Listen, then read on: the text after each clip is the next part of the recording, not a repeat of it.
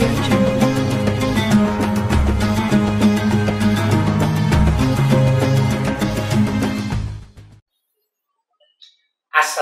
warahmatullahi wabarakatuh. Pemirsa The Bas Channel rahimahumullah, jumpa lagi bersama saya Dedi Abbas di program acara Ngaji Budaya. Pada kesempatan kali ini kita akan mengupas jejak syiar Islam di wilayah Pasundan, tepatnya di pesisir utara Jawa bagian barat, tepatnya di Kerajaan Singapura. Ya, Kerajaan Singapura merupakan kerajaan kecil di bawah kekuasaan Kerajaan Pajajaran.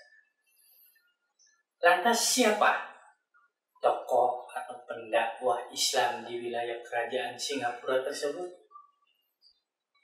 Mungkin pemirsa ada yang sudah mengetahuinya. Siapa penyiar Islam di Kerajaan Singapura? Ya, tepat sekali. Syekh Datul Kahfi, atau juga dikenal dengan sebutan Syekh Nurjati.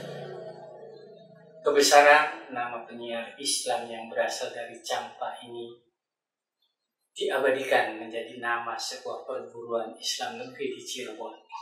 Sebelum membahas lebih jauh tentang Syekh Datul Kahfi, untuk pengembangan channel ini dan meminta Anda untuk melakukan subscribe, komen, like, dan share tentunya untuk pengembangan channel ini. Dan jangan lupa, bila Anda menyukai materi tayangan ini, sekiranya bisa untuk share ke teman-teman yang lain. Syekh Datul Kahfi lahir di Semenanjung, Malaka, putra ulama besar yaitu Syekh Datuk Ahmad. Di masa mudanya, Syekh Datul Kahfi menuntut ilmu di Mekah sekitar abad ke-14. Setelah dari kota suci Mekah, melanjutkan ke negeri Baghdad, Irak, wilayah kekuasaan Persia. Di wilayah kekuasaan Persia ini, Syekh Datul Kahfi memperdalam pengetahuan tentang Islamnya. Pemikiran-pemikiran para ulama Persia mempengaruhi jalan dakwah yang ditempuhnya, yaitu melakukan syiar Islam ke kawasan Nusantara, tepatnya di Pulau Jawa. Selama menuntut ilmu di negeri Persia, Syekh Datul Kahfi menikah dengan seorang perempuan yang bernama Halimah, yang merupakan adik daripada penguasa Persia, yaitu Sultan Sulaiman. Dari pernikahannya memiliki 4 orang keturunan. Yang pertama adalah Syarif Abdurrahman, kelak lebih dikenal dengan sebutan Pangeran Tanjungan. Yang kedua, Syarif Abdurrahim, yang kelak juga di wilayah Cirebon dikenal dengan sebutan Pangeran Tanjungan. Dan yang ketiga adalah Syarifah Fatimah, yang kelak sesampainya di tanah Jawa lebih dikenal dengan sebutan Syarifah Baghdad. Dan yang terakhir adalah Syarif Khafif. Kadang putra bungsu itu seringkali salah penyebutan sehingga menjadi rancu. Kadangkala orang menyebutnya juga Syekh Datul Kahfi. Hubungan perdagangan antara Persia dan negeri Singapura saat itu sudah berjalan dengan baik. Beberapa pedagang atau saudagar dari Persia sudah terlihat mondar-mandir melakukan perdagangan di wilayah Singapura. Syekh Datul Kahfi sendiri diutus oleh Sultan Sulaiman, penguasa Persia, untuk melakukan dakwah ke negeri Singapura. Sementara anak dan istrinya terpaksa ditinggalkan dan dipelihara oleh Sultan Sulaiman. Menurut sejarawan Uka Chandra Sasmita, dalam arkeologi Islam Nusantara disebutkan, Syekh Datul Kahfi mendarat di pelabuhan Singapura pada tahun 1420 bersama beberapa rombongan yang disebutkan terdiri dari 20 orang pria dan 2 orang perempuan. Sesampainya mendarat di pelabuhan Singapura, Syekh Datul Kahfi menyampaikan maksud dan tujuannya untuk menetap dan berdakwah di negeri Singapura. Ki Jumajang Jati selaku penguasa Singapura menyambut baik kedatangan Syekh Datul Kahfi bersama rombongan dan memberikan izin untuk tinggal di wilayah Bukit Hamparan Jati, Desa Pasambangan. Di Bukit Hamparan Jati atau yang sekarang dikenal dengan sebutan Gunung Jati, Syekh Datul Kahfi mendirikan bilik yang kemudian berkembang menjadi sebuah pesantren kecil untuk berdakwah dan mengenalkan ajaran Islam kepada penduduk Singapura yang masih beragama Hindu-Buddha. Sikap toleran dan rendah hati yang dilakukan oleh Syekh Datul Kahfi dalam menyebarkan Islam dan berdakwah kepada masyarakat Singapura membuat namanya banyak dikenal oleh masyarakat di luar kerajaan Singapura. Tak heran akhirnya banyak pendatang yang berasal dari negeri-negeri wilayah Pajajaran untuk berburu agama Islam kepada Syekh Datul Kahfi di Bukit Hamparan Jati. Walaupun dalam perlindungan kekuasaan penguasa Singapura, namun jalan dakwah yang dilakukan Syekh Datul Kahfi banyak mengalami rintangan ketika melakukan penyebaran Islam keluar wilayah Singapura. Misi dakwah yang dilakukan oleh Syekh Datul Kahfi tidak sepenuhnya berjalan mulus.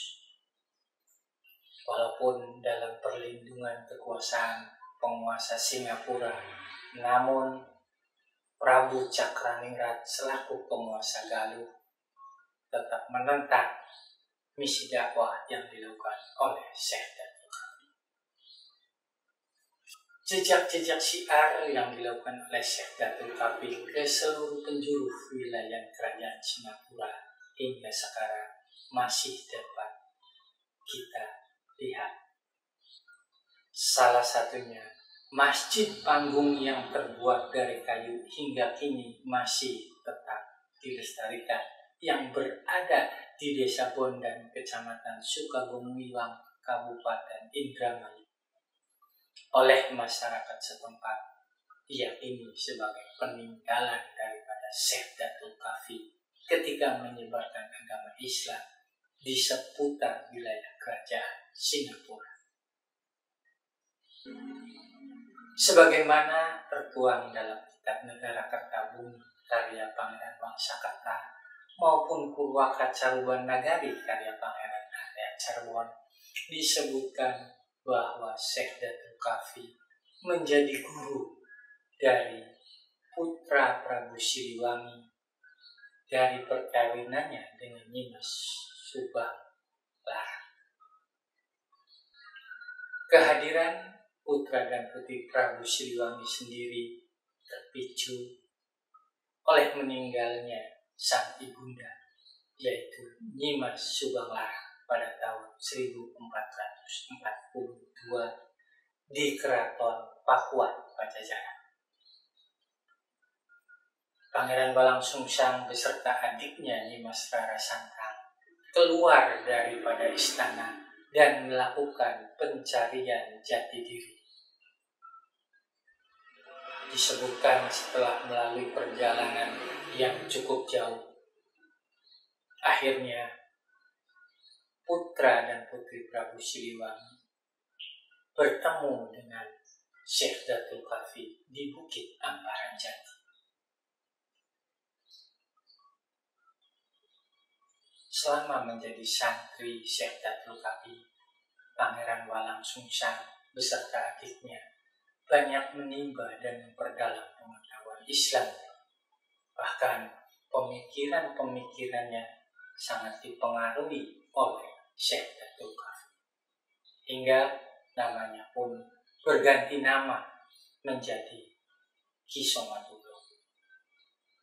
Usai menuntut ilmu di pesantren Amparan Jati, Raden Balang Sungsang yang sudah berganti nama menjadi Ki Somatullah oleh Syekh Datul Qafi diperintahkan untuk membuka hutan di kawasan Carbon Pesisir atau di Kebon Pesisir, hingga kelak kemudian dikenal sebagai cikal bakal berdirinya kerajaan Cirebon. Hingga akhir hayatnya Syekh Datul Qafi dimakamkan di Gunung Amparan Jati. Hingga kini jejak petilasannya masih terpelihara dengan baik. Bahkan disebutkan ketika anaknya yang di awal disebutkan Syarif Abdurrahman, Syarif Abdurrahim, Syarifah Fatimah, dan Syekh Datul Qafi yang menyusul Syekh Datul Qafi ke negeri Jawa. Sesampainya di negeri Singapura yang sudah berganti atau sudah berubah situasinya karena menjadi wilayah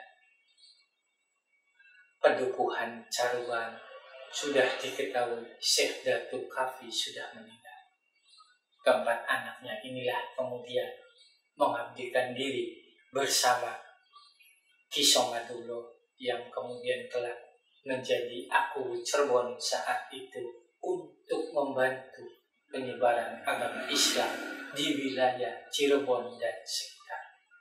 Putra pertama Syekh Datul Qafi yaitu Syarif Abdurrahman telah dikenal sebagai Pangeran Anjunan.